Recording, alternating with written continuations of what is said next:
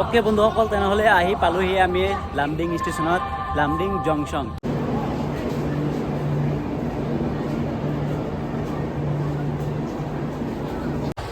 আৰু এই ট্ৰেইনখনে গুৱাহাটীৰ পৰা যোৰহাট টাউনলৈকে 374 কিলোমিটাৰ পথ আগুৰি লয়। আৰু যদি মোৰ ইউটিউব চেনেলত কোনোবাই নতুন আছে তেনেহ'লে জলদি ছাবস্ক্ৰাইব কৰিব আৰু ফেচবুকত কিন্তু ফ'ল' কৰিব নাপাহৰিব। হেল্ল' দোস্ত, good morning, welcome back to my YouTube channel. তেনেহ'লে কেনে আছে? আশা কৰোঁ ভালে, মোৰ বহুত ভাল। মই বৰ্তমান ক'ত আছোঁ আপোনালোকে নিশ্চয় গম পাইছে, পিছফালে বেকগ্ৰাউণ্ডটো চাই পেলাই আপোনালোকে নিশ্চয় গম পাইছে মই বৰ্তমান আছোঁ ক'ত। অ'কে, মই বৰ্তমান আছোঁ চাপৰমুখ ৰেলৱে ষ্টেচন, নগাঁও চাপৰমুখ। কিয়নো আজি এটা হ'ব জাৰ্ণি ব্লগ কৰিম আজি এটা, ঠিক আছে? আপোনালোকক জনাই দিম ক'ৰ পৰা ক'লৈ গৈ আছোঁ। আজি যাম আমি চাপৰমুখৰ পৰা ডিমাপুৰলৈ। অ'কে, কিয়নো ডিমাপুৰত বৰ্তমান চলি আছে খ্ৰীষ্টমাছৰ বতৰ, আপোনালোকে নিশ্চয় গম পাইছে। ডিচেম্বৰ মাহ চলি আছে, গোটেই ডিমাপুৰ খ্ৰীষ্টমাছ। এতিয়া খ্ৰীষ্টমাছৰ ভোজ ল'বলৈ গৈ আছোঁ, আপোনালোকক লগত লৈ গৈ আছোঁ। অ'কে, তেনেহ'লে বলক ভিডিঅ'টো আৰম্ভ কৰোঁ, ঠিক আছে?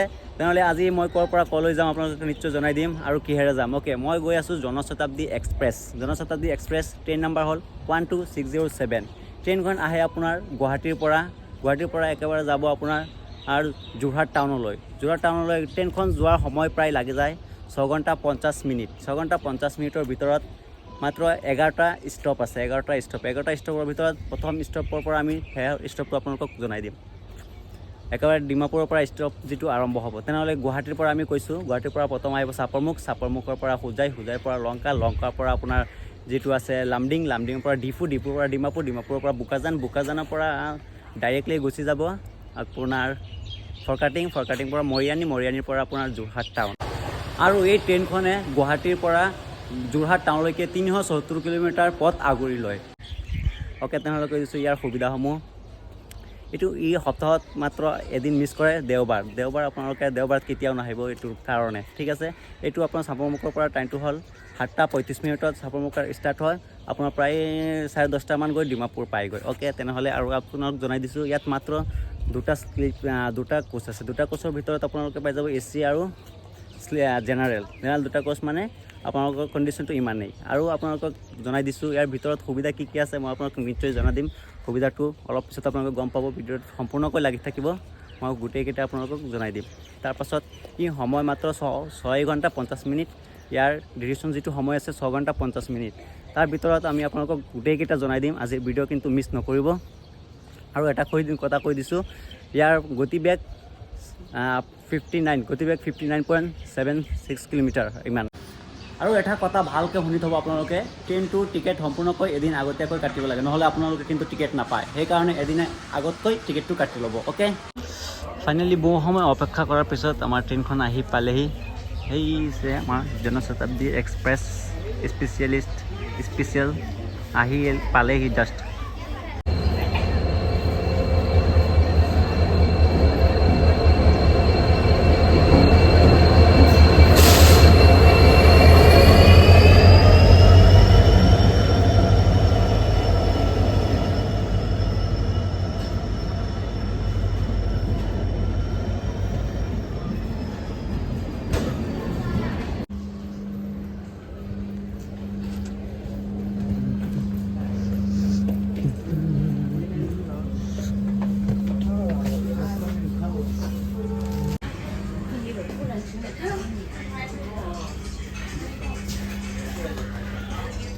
চ' বন্ধু, আমি এতিয়া উঠি গৈছোঁ ট্ৰেইনত। উঠি পেলাই জিৰণিলোঁ আমি এতিয়া অলপ।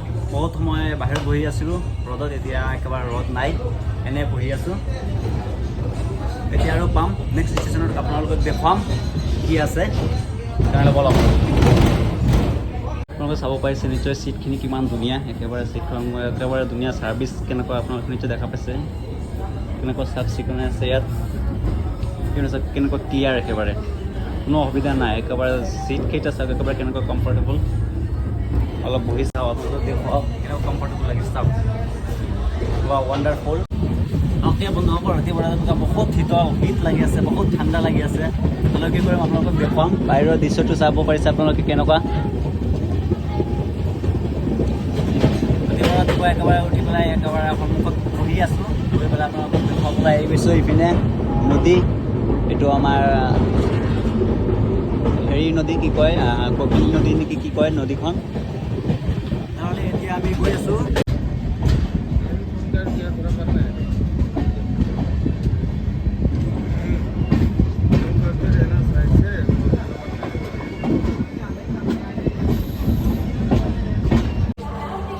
বন্ধুসকল, তেনেহ'লে আহি পালোহি আমি লামডিং ষ্টেচনত।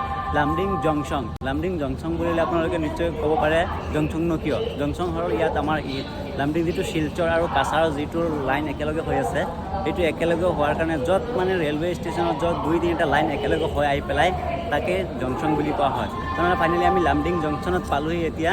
আৰু এতিয়া আমি ইয়াৰ পৰা আপোনাৰ ডিপু পাম। ডিপু পাই পেলাই ডিপু যিটো কাৰ্বি আংলং আছে, কাৰ্বি আংলংটো পাৰ হৈ আমাৰ ডিমাপুৰ ৰেলৱে ষ্টেচন পাই যাম।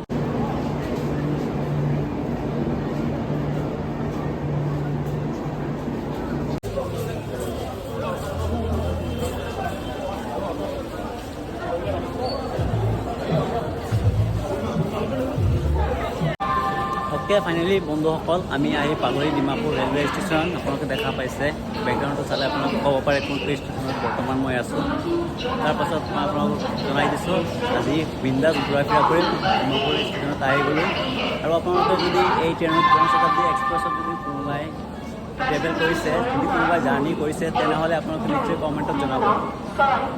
জাৰ্ণি কৰিলেও জনাব, আৰু ট্ৰেভেল কৰিলেও জনাব, আৰু নকৰিলেও জনাব। আৰু আপোনালোকৰ পৰা শুনিম কেনেকুৱা লাগে এনেকুৱা জাৰ্ণি। আৰু যদি মোৰ ইউটিউব চেনেলত কোনোবাই নতুন আছে, তেনেহ'লে জলদি ছাবস্ক্ৰাইব কৰিব, আৰু ফেচবুকত কিন্তু ফ'ল' কৰিব নাপাহৰিব। তেনেহ'লে অ'কে বাই। আজিৰ ভিডিঅ'টো ইমান এটা সমাপ্ত কৰিলোঁ।